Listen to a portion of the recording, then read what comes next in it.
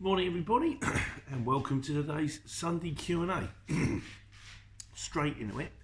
Kim Warburton says, "Hi Pete, the sun shines on the righteous, but that mirror reflecting the sun is really annoying when watching this video." I've got it well. I have a different phone, so a new phone. Basically, the fabulous foldy phone died after about 18 months, which I then found really frustrating because they charge you a fortune for these things and they guarantee it lasts forever. And okay, I have dropped it a couple of times. So if you take it back, they're going to go, "Well, you dropped this."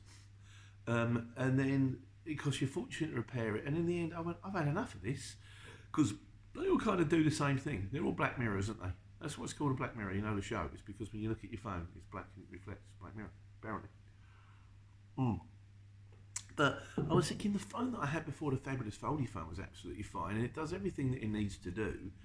So what I've now done, I'm finding out a contract with the fabulous foldy phone. So everything is now on SIM only, which is brilliant because it's cheap. And I said, what I'm going to do, I'm going to go onto the back market or Amazon and just get a refurbished phone for like £250–300, and which will be exactly the same as the phone I had 2 years ago, which was a really good phone. It was absolutely fine. Thing is, I haven't got around to it. So at the moment, I'm using the work phone, which is the Huawei phone, and it's not got the greatest camera in the world. But you know, I'm here, so I'll get around to it, Ken. I kind of play games with myself. I kind of think after about 3 or 4 bills, I can tell myself that the money that I saved on not having the fabulous foldy phone is now there, so I can now afford to buy the second-hand phone. I might just get one, like, you know, bite the bullet and do it. But anyway, question of the week. This week's question of the week goes to CeeLo. "Hi mate, can you tell me how to quote a backload, please? For instance, if the job's 100 miles. I shall do you a video on that one. I think I've done it before, but I'll give a lot of the videos, although they are there before, kind of need updating. Like someone asked about how much money can you expect to make in a truck, which hasn't made it on the list because it was too late. And I think I need to update some of my stuff because things I haven't taken into consideration, basically chasing invoices. But anyhow, so yeah, we'll do you one on that one. And this week's video, main topic, was the Merc. I was in the 26-ton truck. They sort of said, right, what's his name? Mick. Got sick, got cold before Christmas, he had to go home. And they went, "Right, Pete, we're going to give you a go in the big one," which was fully loaded on capacity. I'm kind of, well, the first time I'm taking the 26-ton truck on the road, because it's longer, might be nice if it wasn't bang on weight. Excuse me. But no, it's absolutely fine. I quite like driving the Merc. And I've started to ask myself the question. No, we'll come to it at the end. Right, so I'm in the Merc. Dale Steele says, "You've upgraded, Pete. Best trucks, Mercs, Scanias, Volvo. Man, isn't too bad." Steve Campbell says, "I prefer driving the Merc.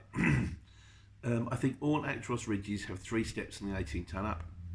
Optic unit 3 steps and 2 axle ridges with a narrow cab, the same as a rigid. 4 steps on a 3 axle units wider cab, and 5 steps on heavy duty units. I used to drive a 16 plate 1824 V8 on agency." There you go. Yeah. I just find the 3 steps easier to get in on. 2 steps is a little bit, well, 3 steps is a bit. Could you hear that? It's like a mouse tap dancing. Domain name guy says, he says, "I've driven the brand new Merc 7.5 ton and a brand new 7.5 ton trucks as an agency driver. It's basically a choice of preference." And I think he's right here. The Merc is a sturdy drive that's reliable with no proper cup holders. The DAF is a comfy drive with cup holders and the annoying DAF noise. In my DAF, there are no cup holders. I mean, I know it's like a very small hill to die on, but I drive it, I'm in it for 12 hours a day, and I have 2 flasks of tea, and it would be nice to have somewhere to put them. In the Merc, there were cup holders. Big cup holders, small cup holders. Here's one for your bottle. Here's one for your bottle of water. Here's one for your big bottle. One in the door for your big bottle of water. One here for your sort of little cup. Everywhere. And I just think, why? I mean, I'm not asking for the world, but one might be nice, you know. As it is, I find I do this thing in my bag. I sort of stick my bag in there. It's got 2 bits in the front, there and there, and that's where the flask lives. You have to keep sort of. But if it's dark and that goes in, it's a bit fiddly. My mate Ian says, oh, because he said, I'm looking at the hill start on your video. If I'm not mistaken, is that not it on the right hand side on the four-way flashes top button at the top? So I think because I did the video and there was a load of buttons and I didn't understand what they all did. And I said the DAF's got hill start, but the Merc has hill start. What he's saying is no, the Merc does have hill start. As usual, you're a moron and you don't know what you're doing, which is true. No, that's I'm joking. He said, as usual, but what he's saying is the Merc does have a hill start. You just didn't know where it was. So if I ever get back in it, mate, I might have to give you a little shout, or I'll have a look. I'll work it or figure it on out. There might be Merc Part 2. Who knows? And Godzilla says how many gearboxes he does to the mile. Yeah, you weren't a fan of Mercs, were you, mate? That didn't work out for you, bless him. So, and on the subject of which, because we did say he is the man, but I think, yeah. We're also continuing with airports. Now, I've got 3 on airports. There's Anthony Dando says, what about going airside, getting escorted, don't forget security? Now, Dan the man, who's the guy who's he's in charge of the company I work for now, Transport IT, he said, what's your video on airports? You forgot something. He says, when you go airside, you're not insured. He says, no, because it's in our insurance policy. It's a bit like, he said, we have to deliver to Farnborough Air Show or some air show once a year. And he said, the vehicles all get up there and they're all individually escorted to where you've got to drop the stuff and then individually escorted outside because you have no insurance. And if anything goes wrong, it's all messy, like, you know. So that's worth mentioning. Also, Steve Campbell says, because we said about if you get a job from an airport, they often say you must be able to print your own paperwork. He says, I go to the library and use their printers if needed. I've done it 2 or 3 times in the 18 months. So you could go to the library, put it out, I don't know, presumably you put up the log, pay the money. You can use the library because back in the day, a long time ago, there might be a video on this. I used to use the library because it was convenient. Well, it was convenient. I'd go down the library, do my PODs, print off my PODs, and then go to the gym. And so if you register with your local library, you can go in there, log on the computer, get onto your email account, print it off, and you're good to go. The only thing I will say is not always that easy. Libraries often tend to be kind of town centre places. Well, they are town centre places, always. And it's not always easy to park a truck around there. So we'll get back to that, Steve. And Godzilla's gave us a definitive on airports. But I think what I might do, mate, if it's all the same to you, because obviously I'm a little bit late with my Sunday Q&A. I had a funeral on Friday. My best mate's mum died. So, and then Saturday morning, I had to take the truck in for inspection. So I kind of lost a bit of time there. So I'm a little bit behind, as you know. Might put the Q&A time back to a later time. It used to be 8 o'clock. It might just come out when it's ready.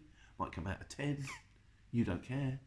But yeah, I think I might actually, I don't know if I've ever done your video, but you definitely deserve one for the amount of effort you put in. So we might just do the definitive airport guide as according to Godzilla's. I might read it on its own, if you don't mind. Thank you. So that's all that lot. 8:20. So now we're on to the wise guys.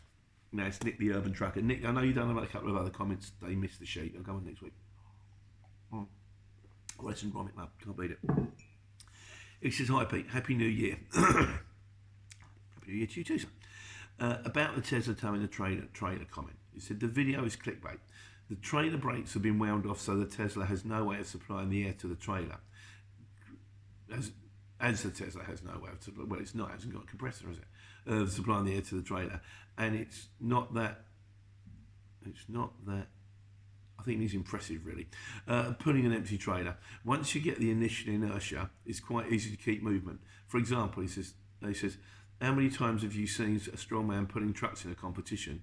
Now that's impressive. Not some silly wannabe milk float for a car doing it. When I was an apprentice fitter, I had a customer's 17-ton breakdown at the end of an industrial estate one Friday afternoon. 17-tonner breakdown one Friday afternoon, and we went out and towed it back with a workshop's Astra van. I wish YouTube was about then with some of the stuff we got to back then. He said, on a side note, because this is another thing that we comment a lot about the electric vehicles and the emission zone and what a swizz it is, and also about sort of automated trailers and trucks. He says on the side notes, automated vehicles, like that's domain name guys kind of thing, like He said Ford has stopped production at its state-of-the-art EV plant due to horrendous electrical vehicle sales they have had. Ford got something like 100,000 electric vehicles sat unsold at the moment. I can't see electric vehicles taking over just yet, can you? Well, it's interesting you should say that. The child drives through her job. She's got one of them BMWs, and she likes it, but it's just not fit for purpose. She said the other day I got to work, put it on charge, and then come out of work, and for some reason it hadn't clicked or it hadn't worked and the charge hadn't happened. So then she said, I'm driving around in the dark trying to find a charging point. Then I finally get to a charging point, and then I have to sit there for 3/4 of an hour so I can get enough energy to get home. So alternatively, I've got a petrol motor, a diesel motor. I put it into a petrol station, I go like that. They're everywhere. I know how much I've got in it. Worst case scenario, I can get a bloke out with a can, pour it in 2 minutes, or a couple of minutes, and I'm good to go again. I have wondered if there's a gap in the market for a van with like a huge battery pack on board. So if electric vehicles run out of charge, like a breakdown van, there probably is one. The wise guys will probably tell me next week. The van can actually drive to your flat car, plug it in like a mobile battery pack, but really big mobile battery pack for however long you need to be to get to your next destination or your next charging point. Unplug it and then send you a bill. Well, surprisingly not. But I kind of agree with him. I think the problem is the infrastructure isn't there. I think with electric vehicles, a lot of people that have the electric vehicles might be a bit posh, and I think therefore they've got the ability to have an electric point put in at their house and an electric point put in at their posh office. So they plug in their super duper car, then they drive to the posh office and plug it in again. So it's not even an issue. But even like I say, even one of our big bosses, Gary, he's got a Tesla. He said, I love it. It's fantastic. And it is quick. I'll give you that. But he came to work the other day and he was outside the gate. He said, I've got like 2 miles left. So, do you really want that? No, it's not for me. Not for me. And bearing in mind it's going to be quite a long time before they get a truck with batteries big enough. I know they have got them, but I can't see them going into production anytime soon. And Nick also made another point. He says, "Hi Pete. Oh yes, this really should have gone under Wise Guys. It has gone under Wise Guys, right? The driver's hours record keeping rules have changed from basically from 31st of the 12th last year, 23. Drivers are now required to keep the current day plus the previous 56 days records, whereas before it was only 28 days records you had to keep. So any printouts, manual records, etc., if anyone is still lucky enough to be using analog tachographs, you have to keep them on you for 56 days. My advice is that doing a printout, do 2, one in hand and keep the other one on for a 56-day period. What I tend to do with my printouts, which I'm doing slightly more than I used to, is I print them out and then I staple them in a book and I write next to them what went wrong, why it went wrong, and sign it. So I've kind of got a record. It's probably wrong. Most things I do are wrong anyway. But yeah, so as for analog tachos, does anyone have that? I used to have one back in the day, the pear-shaped ones, the little paper charts. But no more. Which leads us neatly to trucks. Harvest says, he said, I did what you're doing a few years ago. He said, every time I took on a new driver, my truck income halved. It was almost like some magic formula created for owner-operators. We had plenty of clowns on board. It just didn't work, mate, did it? You start asking yourself the question, is it worth doing it with, is it worth trying to expand? And then you start to ask yourself the question, do I really want to even do it just myself? The chasing of invoices, the ringing people up, you're driving yourself mad. Alternatively, if you can get the right job for a semi-decent wage, go to work, come home, job done, that's where I am right now. So you read between the lines, So Shara Kumar says, he says, mate, he enjoys the videos.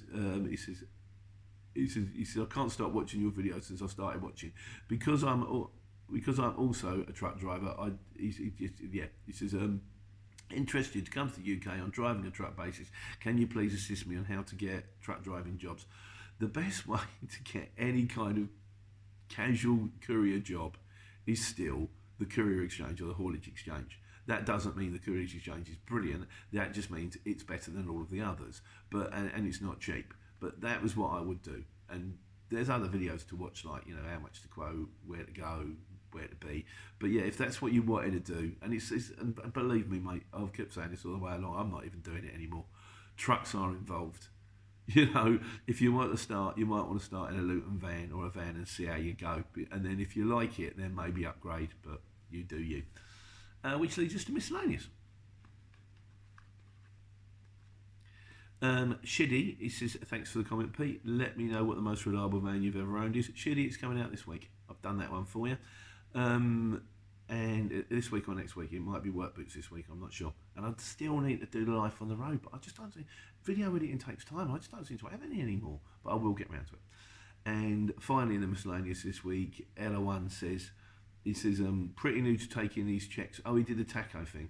I did a video on the taco. He said, I'm pretty new to taking these checks in the taco device.